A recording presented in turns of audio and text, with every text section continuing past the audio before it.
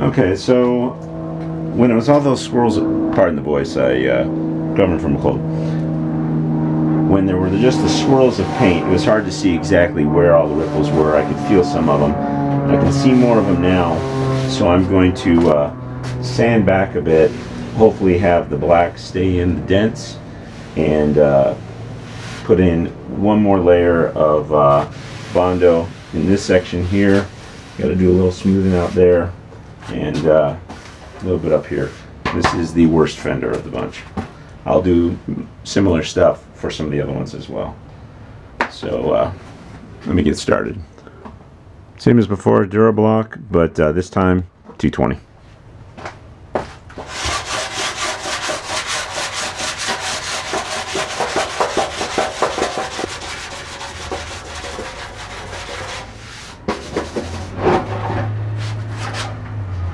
So there, and obviously over in here.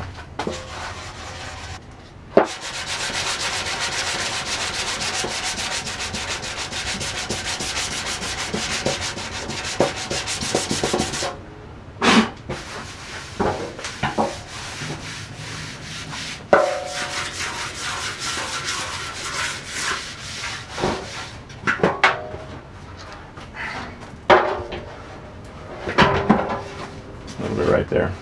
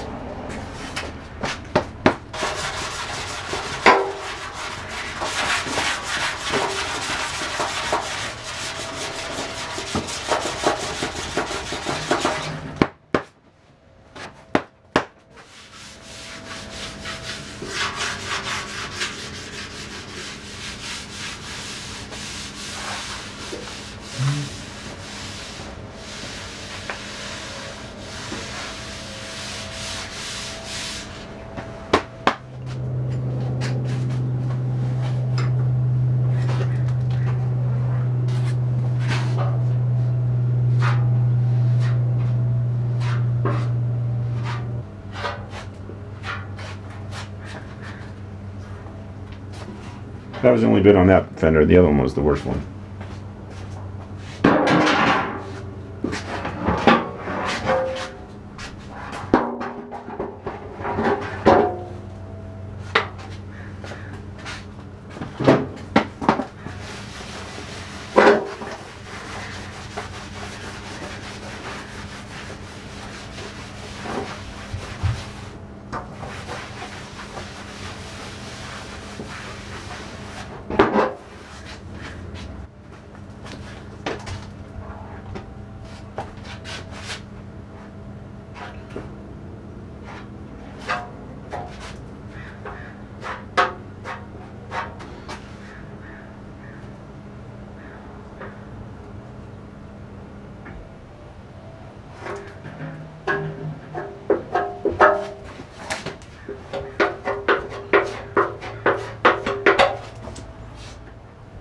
As one of my viewers noted, you don't ideally want to put Bondo onto primer. You want to put it on bare metal. But if you give it enough of a tooth, which I have done, then it's okay.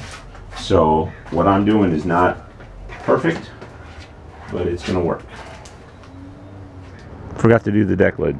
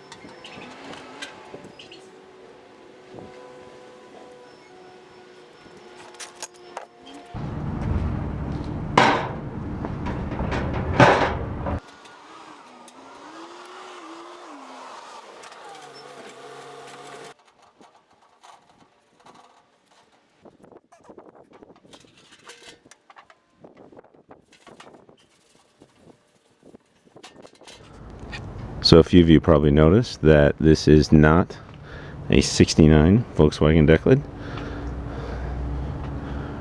with the 4 vents. What is it? No, 5 vents and 5 vents.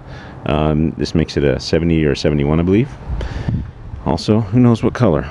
We've got the original yellow, on top of that another yellow, on top of that white. There's even some red. Who knows? So the plan: clean it up, paint it black.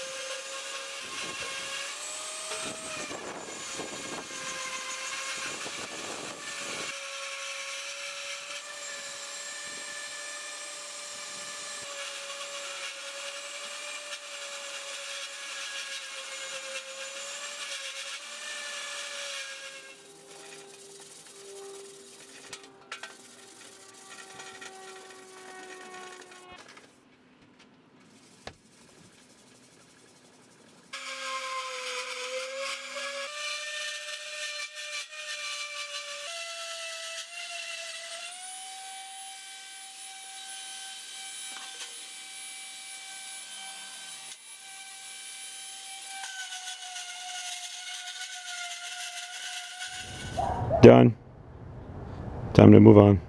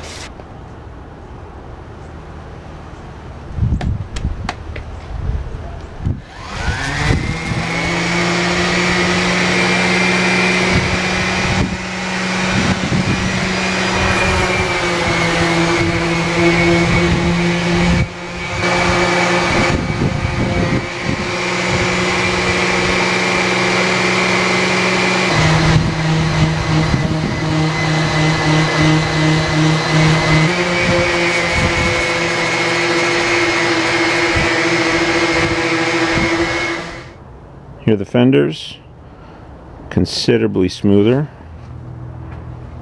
The ripples not nearly as prominent, so I will take that. I also did a little bit of work up here on the hood. Was never quite satisfied with how I had taken care of that dent. That's largely gone now. I am pleased. So now I'm off to weld up over here. That part right there. Not sure if you can see. Let me see if I can get my finger through from the back side.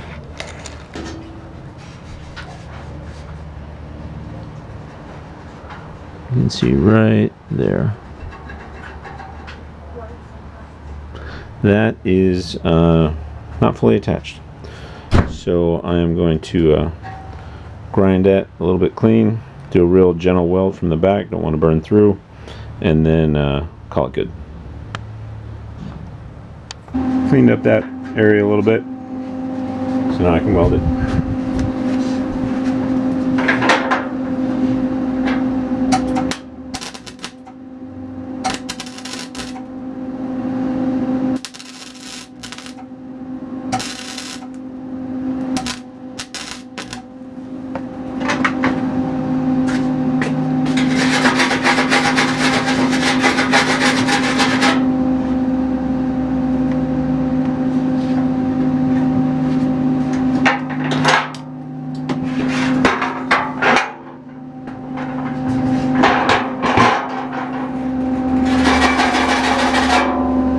Alright, grind that down.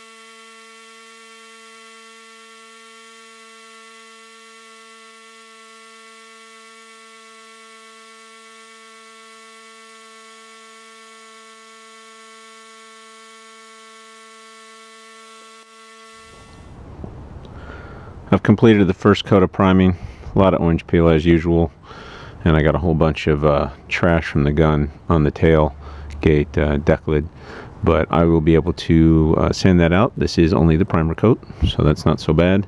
Still got to flip them to get the back side. Did a little bit more work on the fenders.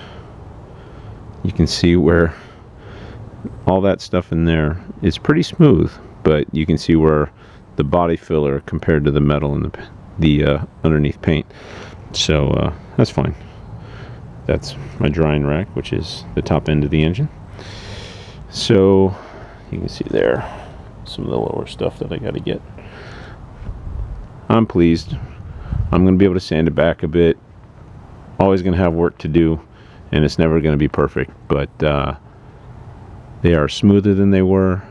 They are less rusty, and I will be able to make something that I can, as a guy who is really not a body man and really not a paint guy, painting on my driveway, I can be proud of it. Alright. There it is. Oh, by the way, a little bit cleaner. Paint supplies. Well, let's not look over here. The seats. Found out, by the way, that the seat backs that I have there are 58 to 64. So I have to get some different low back vinyl seats. This is a 69, so it should have high back. So this is just a hodgepodge. 58 to 64 seats, 70 deck lid, 69 body, 1600 engine, which is for the later car, which is also why, real quick back here again, I'm going with the 8 vents. The 70s, or the 69, should have no vent at all, but that's for the 1500 motor. 1600 motor, a little bit more heat, a little bit more power, so we do want to make sure that it has good ventilation. So anyway, time to do the other half of the door, and that door, and the deck lid. So oh, I don't think I showed you guys what I'm using as primer. So this is DTM, direct to metal epoxy primer in black. This is from TCP Global. This is their custom shop line of products. I used it on my Willys Jeep over there to pretty good effect. So I like it. I had some left over, so I used it, bought another quart, had some leftover hardener, and went with it. So I've mixed up a batch there. Also, the one thing I have noticed is the epoxy primer sealer part A has a tendency to thicken and settle. So what I did was I made up a paddle using an old 5/8 bit. I just rounded off the tips. You can see there, obviously you don't want sharp tips when you are mixing it in the can, and it did a pretty good job, much better than a stir stick would have. So just a little tip there, that worked for me.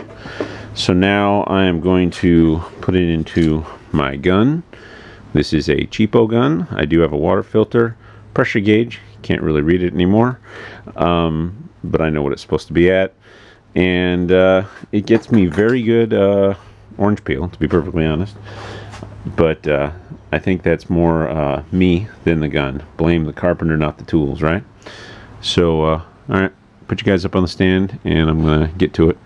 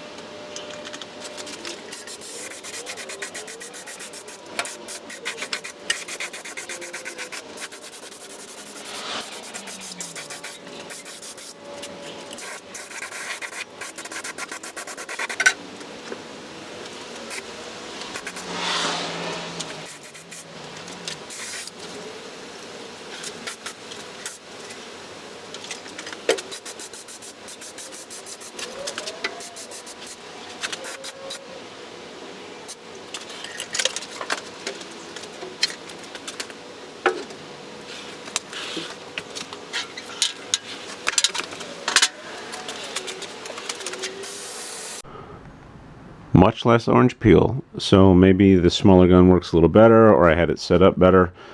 Again, if I have success, I'm blaming the tools. If I have failure, I'm blaming the carpenter. A little bit of debris, but I will be able to sand that out. This is, again, the primer coat. I will get all the bugs figured out, and then hopefully the final actual coat, which I'll be doing in a week or two, will look good. All right, moving on. Let's see.